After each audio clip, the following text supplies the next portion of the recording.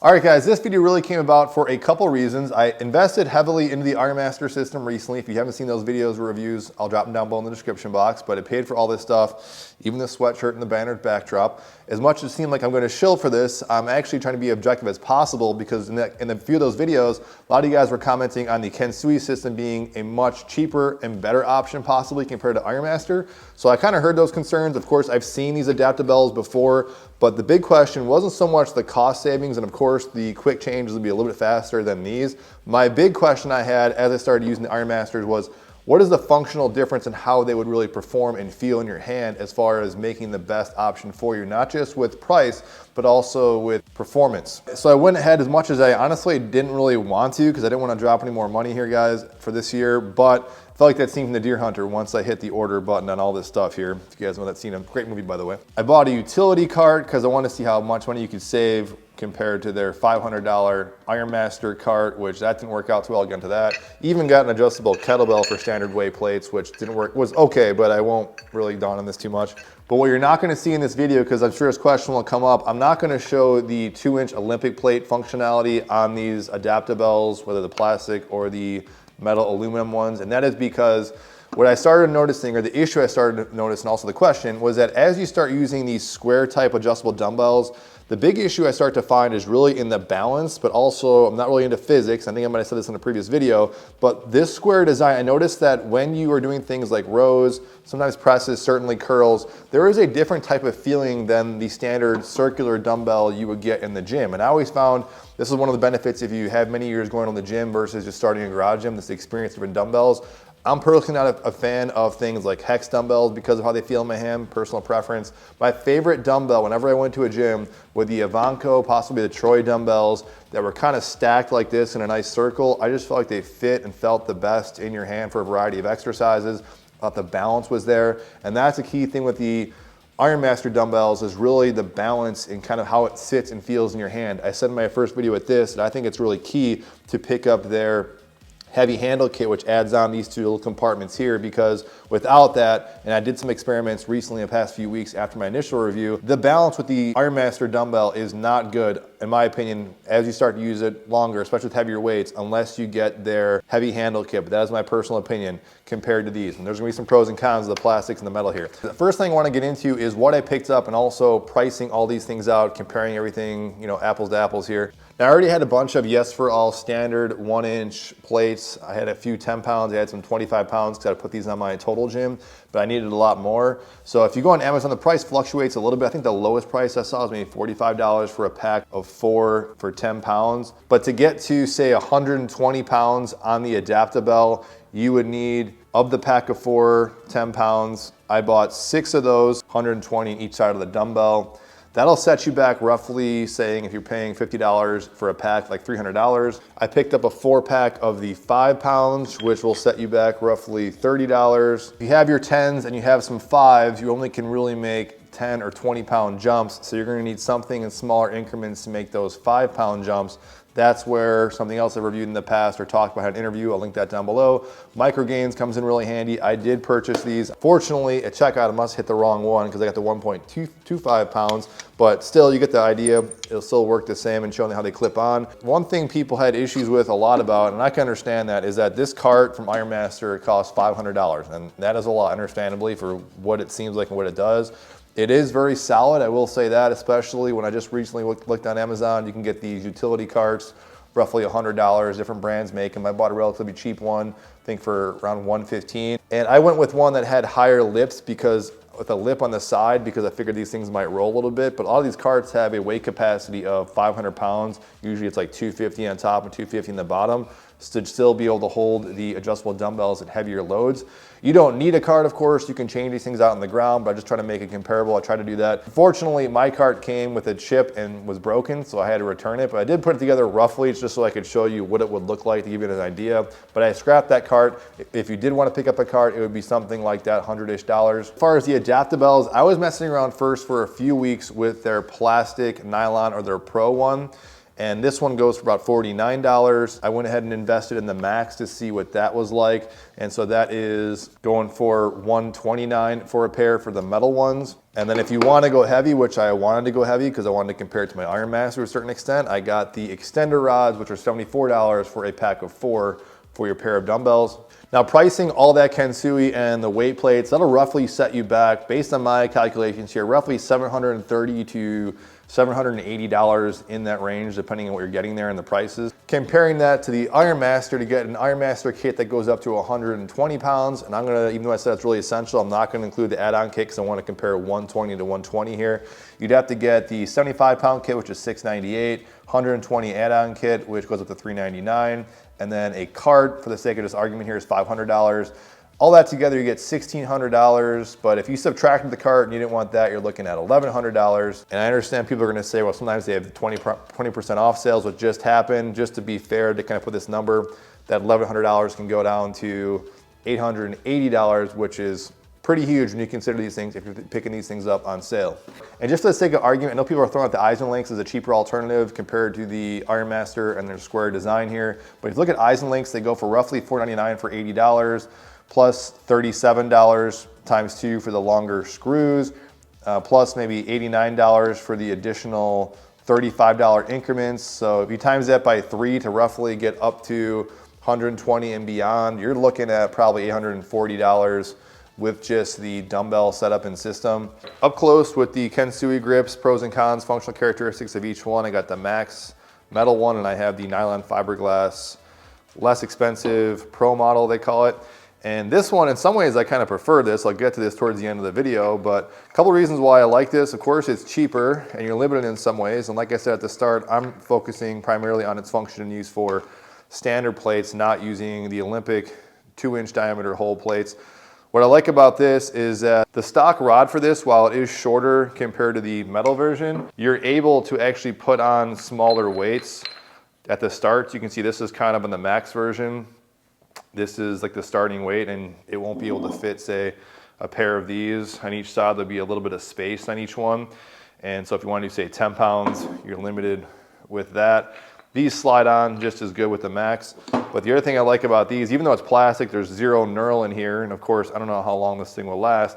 I do appreciate it in it's colder weather. Actually, I can see my breath right now as I'm talking to you. It gets into single digits here in this garage lately. So if you see me in the video using gloves as I'm changing out weights in the initial start of the workout when I'm not warmed up, you know, that's the reason why. So I do appreciate, as far as plastic's concerned, the cold ones, it works out pretty good. Now it says with these rods, you can hold up to 140 pounds. That's if you actually can fit the certain weights on here. I found the most I'd trust with these 10-pound, yes for all weights, would be about 4 of these, so 80 pounds. You guys will see shots of me using 80-pound presses.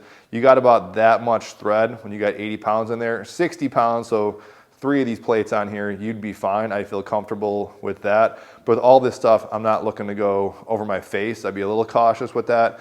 If you put 80 on, you just got to give it a little extra, just a secondary kind of tighten on both sides to make sure you got everything secure. But otherwise, I felt fine with that.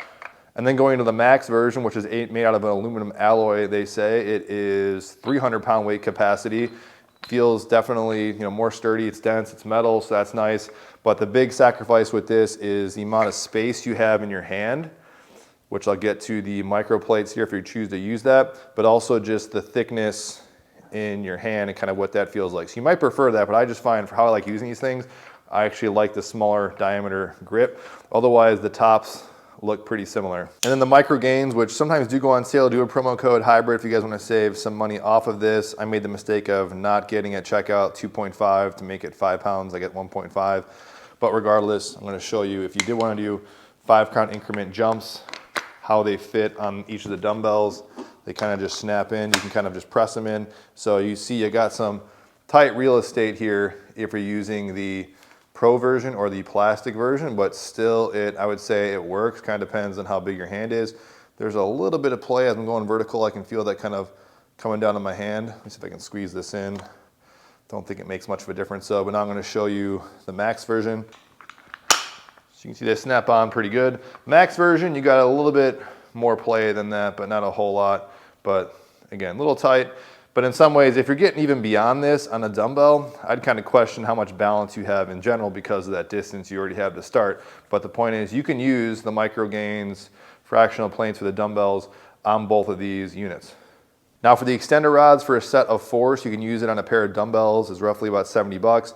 They say this allows you up to 300 pounds. Again, you gotta find the plates that fit that. These are metal. These take a little bit more time to kind of spin on. They're not as easy to kind of use your fingers to kind of spin on and off. And the way they kind of sit can make it seem a little kind of top heavy. Not the best shot in the world, but I think you guys get the idea. You can see the plastic over here on the far left. You got the max in the middle, and you got the extender rod here. So I feel comfortable on this one getting to about 4 of these 10s, about 80 pounds total.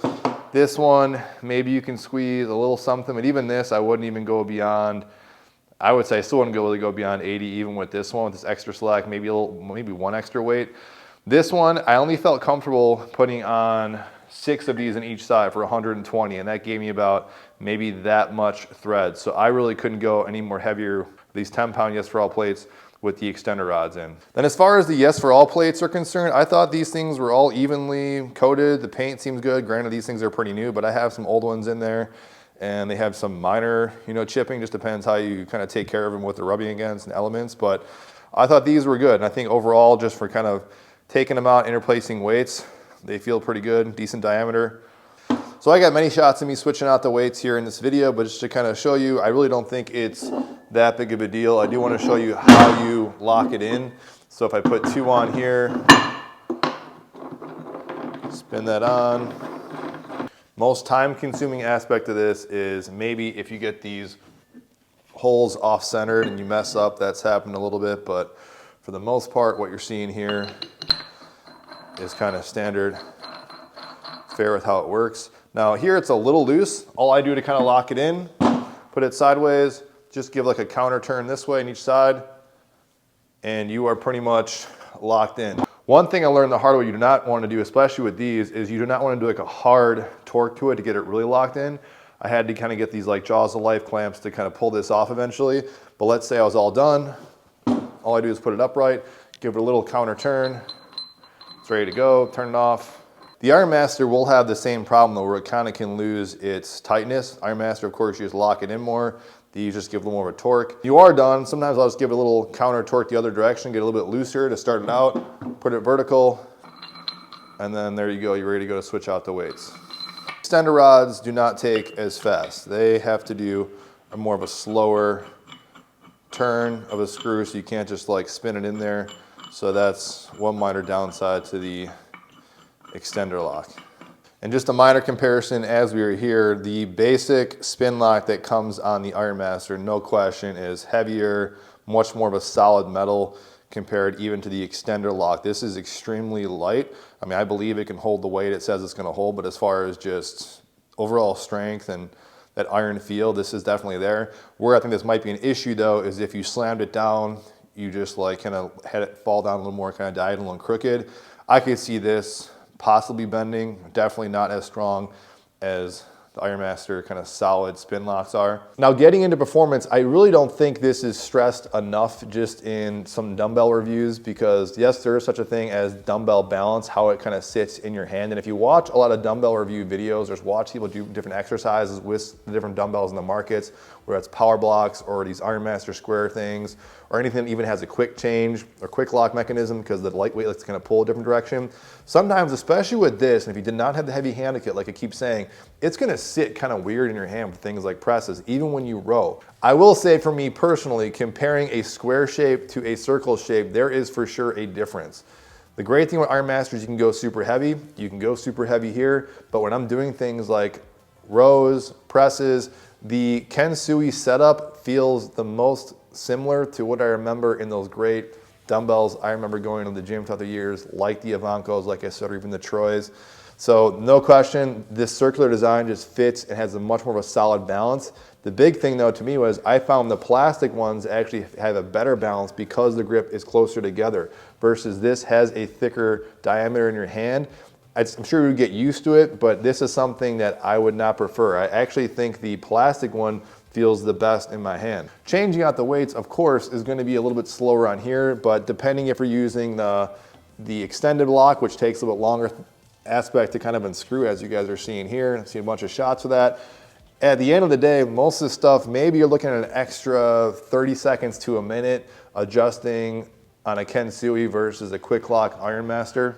But personally, I can get used to this Kensui, no problem. I already said this earlier, but to reiterate the point, both will have issues, especially as weight starts to get heavy, and especially the Ironmasters. As you set them down, if they come down at an angle, they will slightly loosen up. So you just gotta give a little more of a torque and tighten it. You said that same issue with the Kensuis. I just don't have it. I find that it doesn't happen as much with the Kensuis, but these are also much more fragile, and I think the rods get damaged much more easier compared to the Ironmasters. And that's definitely a huge plus for the Ironmasters, that these things are rock solid. They're really hard to break. So while these objectively, for me at least, feel better compared to the Ironmasters doing a variety of exercises, although not all the time, things like snatches, I had some Zerker squats, some things are pretty comparable. Lunging feels comparable. The problem that I would run into if I wanted to make this my dedicated system is that you're gonna be capped off at 120. While these extended rods can go up to 300 pounds, you're really gonna have to go into the Olympic weight plate territory. Because if you're using the standard diameter plate, which is the preference and why I'm making this whole video, 120 seems to be the max of what you could put on here.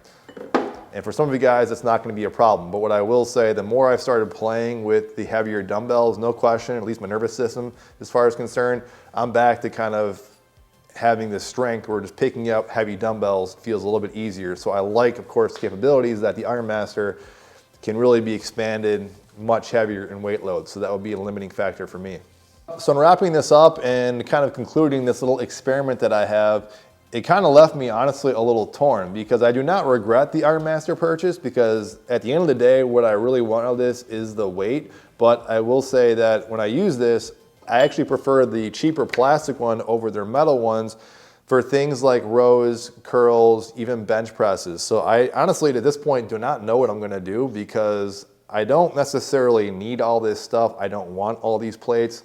However, I think what I'm gonna do is for sure hold on to these plastic ones and maybe get a weight limit of maybe 40, 50 pounds in the Yes for All plates. And that can be things like curls, lateral raises, light presses, light flies, load up one heavy dumbbell for rows. And I think that's what I'm gonna do. But I will say at the end of the day, these Kensui things did surprise me. I saw many reviews in the past, and I think the biggest thing for me is I was not interested in them with the Olympic weight plates. But with standard plate plates, I think they're the closest thing you can find for creating that perfect dumbbell that I think was found in a lot of commercial gyms. Of course, there's a lot of stuff I did not go into. I could definitely go into for the sake of time. Drop your comment down below if you have any questions. And again, if you guys want to pick up anything from either Ironmaster or Kensui, Yes for All plates, I will link everything down below in the description box. Help support me in the channel. I'll see you guys on the next one.